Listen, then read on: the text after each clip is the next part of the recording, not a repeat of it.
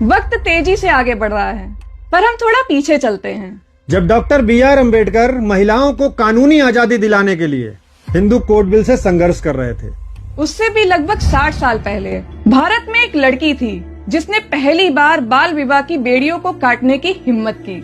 उसका पति शराबी था, आवारा था, और उस लड़की ने तय किया कि मैं ऐसी जिंदगी नहीं जीऊंगी। उस लड़की का नाम था रुक्माबाई। लेकिन उस समय शादी तोड़ना सिर्फ मुश्किल ही नहीं, असंभव था, क्योंकि कानून मानता था कि एक बार अगर शादी हो जाए तो लड़की लड़के की संपत्ति हो जाती है। रुक्माबाई की शादी 11 साल की उम्र में दादाजी भीकाजी से कर दी गई थी। वो पढ़ना चाहती थी, सीखना चाहती थी, इसलिए शादी के बाद भी वो अपने पिता के घर ही रहीं। जब रुक्माबाई 22 साल की हुई तो उनके पति ने हक जताना शुरू किया, पर रुक्माबाई ने साफ कह दिया कि मैं एक शराबी के साथ नहीं रह सकती। इससे पति का अहंकार टूट गया और वो 1884 में बॉम्बे हाईकोर्ट जा पहुंचा और उसने केस कर दिया। केस का नाम था दादाजी भीकाजी वर्सेस रुक्माबाई। वह कोर्ट में बोला कि कानून के मुताबिक रुक्माबाई मेरी संपत्ति है और मुझे मेरी संपत्ति वापस लौटाई जाए। और कोर्ट ने आदेश दिया कि रुक्माबाई या तो अपने पति के साथ जाओ या फिर जेल जाओ। रुक्माबाई ने जवाब दिया कि मुझे जेल मंजूर है, पर एक शराबी पति के साथ रहना नहीं।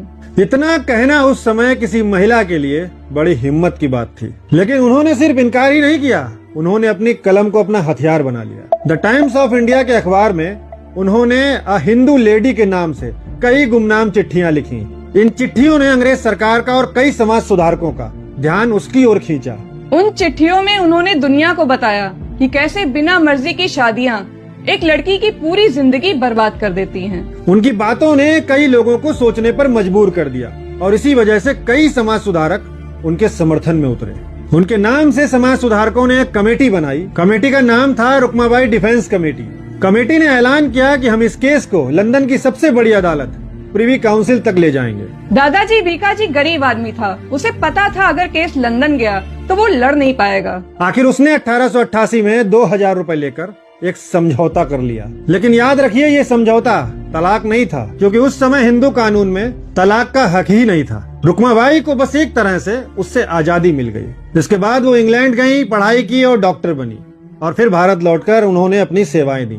रुक्माबाई ने तो अपनी आवाज उठाई, इसलिए कुछ लोग उनके समर्थन में आए और वो बच सकी। पर उन लाखों गरीब महिलाओं का क्या हुआ जो अपनी आवाज ही उठा न सकी। समय आगे बढ़ता रहा और आगे चलकर डॉक्टर B.R. अम्बेडकर ने हिंदू कोड बिल के संघर्ष के जरिए महिलाओं के एक नए युग की शुरुआत कर दी। इसलिए हमें आजादी की खुशी मनाने के साथ साथ इस बात पर जरूर चिंतन करना चाहिए कि आखिर हम गुलाम क्यों हुए।